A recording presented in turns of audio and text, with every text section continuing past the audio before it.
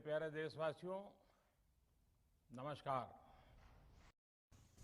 Hi guys, मैं हूँ आपका होस्ट और आज की इस वाली वीडियो में हम बात करने वाले हैं स्मार्टफोन प्रोसेसर्स के बारे में। आज की इस वाली वीडियो में हम जान लेंगे कि स्मार्टफोन प्रोसेसर्स क्या होते हैं, कैसे बनाए जाते हैं, उनके मेन कंपोनेंट्स क्या होते हैं और वो किस तरह से काम करते हैं और स्मार्टफोन प्रोसेसर्स किसी भी स्मार्टफोन में क्या अहमियत रखते हैं। तो किसी भी स्मार्टफोन का सबसे इम्पोर्टेंट पार्ट होता है उसका प्रोसेसर। किसी भी स्मार्टफोन में एक प्रोसेसर ही होता है जो स्मार्टफोन का इनपुट और आउटपुट संभालता है कि आप क्या इंफॉर्मेशन दे रहे हो, उसे प्रोसेस करने का काम और उस इंफॉर्मेशन का आउटपुट दिखाने का काम, ये सब कुछ एक प्रोसेसर ही करता है। इसलिए किसी भी स्मार्टफोन की परफॉर्मेंस उसके प्रोसेसर पे आधारित होती है कि उसका प्रोसेसर कितना पावरफुल है और वो स्मार्टफोन कितनी कैपेबिलिटी रखता है किसी भी मल्टी फंक्शनल वर्क करने के लिए या फिर हेवी फंक्शन करने के लिए। तो कोई भी प्रोसेसर एक स्मार्टफोन का सबसे मेन कंपोनेंट है क्योंकि वही है जो स्मार्टफोन को चलाता है। तो processor is basically a mind of smartphone कि वही सारा स्मार्टफोन का कामकाज देखता है। तो ये प्रोसेसर जो हम इतने छोटे देखते हैं वो और छोटे कंपोनेंट से बनते हैं जिनका नाम है ट्रांजिस्टर। ट्रांजिस्टर्स सेमीकंडक्टर होते हैं जो कि सबसे इम्पोर्टेंट पार्ट है मॉडर्न इलेक्ट्रॉनिक्स का।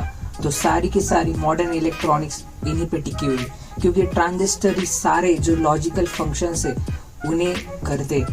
जितना ज़्यादा ट्रांजिस्टर किसी प्रोसेसर में होंगे उतनी ज़्यादा उसकी कैपेबिलिटी होगी। तो ट्रांजिस्टर सबसे इम्पोर्टेंट पार्ट है किसी भी प्रोसेसर का। तो इसी वजह से जितने ज़्यादा ट्रांजिस्टर्स होंगे उतनी ज़्यादा परफॉर्मेंस हाई होगी। तो ये ट्रांजिस्टर्स काम करते हैं ऑन या फिर ऑफ फॉर्म में या फिर 0-1 फॉर्मेट में।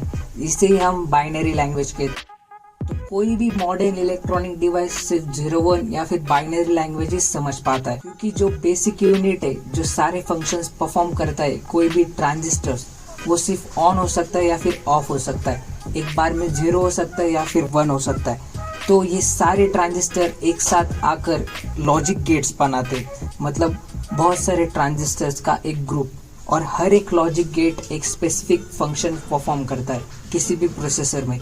तो किसी भी प्रोसेसर में जितने ज़्यादा लॉजिक गेट्स होंगे उतनी ज़्यादा उसकी लॉजिकल पावर बढ़ेगी। तो उसी वजह से जितने ज़्यादा लॉजिक गेट उतनी ज़्यादा हाई परफॉर्मेंस किसी भी प्रोसेसर में होगी। और ज़्यादा लॉजिक गेट होने के लिए हमें ज़रूरत है ज़्यादा ट्रांजिस्टर्स की। और किसी भी प्रोसेसर में इसलिए जितने ज़्यादा ट्रांजिस्टर्स होंगे उतने ज़्यादा लॉजिक गेट्स होंगे और उतनी ज़्यादा ही परफॉर्मेंस होगी। तो मॉडर्न इलेक्ट्रॉनिक्स में हम सभी डिवाइसेस को छोटा बनाने की कोशिश कर रहे हैं और एफिशिएंट बनाने की कोशिश कर रहे हैं। तो इसके लिए हम किसी भी प्रोसेसर का साइज नहीं बढ़ा सकते। तो इस पर एक सोल्यूशन आया है कि हम ट्रांजिस्टर को ही छोटा कर देंगे।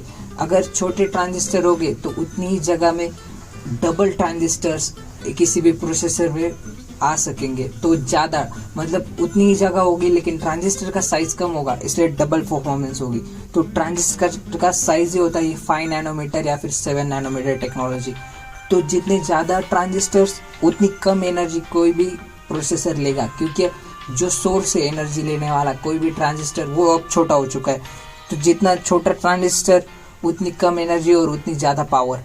तो 7 नैनोमीटर का जो ट्रांजिस्टर होगा वो 14 नैनोमीटर वाले से कम एनर्जी लेगा और ज़्यादा एफिशिएंट होगा किसी भी काम को करने के लिए। कोई भी ट्रांजिस्टर का साइज आजकल बहुत छोटा होता है, मतलब इतना छोटा कि 7 नैनोमीटर का ट्रांजिस्टर तो आपका बाल 1 लाख नैनोमीटर का होता है।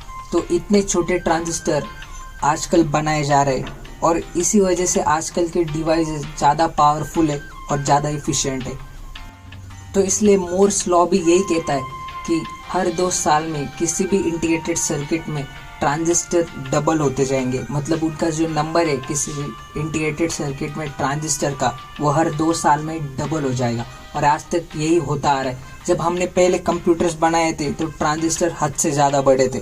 तो लेकिन हर कंपनी अपने ट्रांजिस्टर प्रिंट करने का फॉर्मूला बदल चुकी है। मतलब हर कंपनी अलग अलग तरीके से अपने ट्रांजिस्टर प्रिंट करती है। ट्रांजिस्टर हम हाथ से नहीं बना सकते तो उनकी 3D प्रिंटिंग की जाती है, लेकिन हर कंपनी अलग तरीके से करती है। इसीलिए समझ रहे हो ना, बस यही है।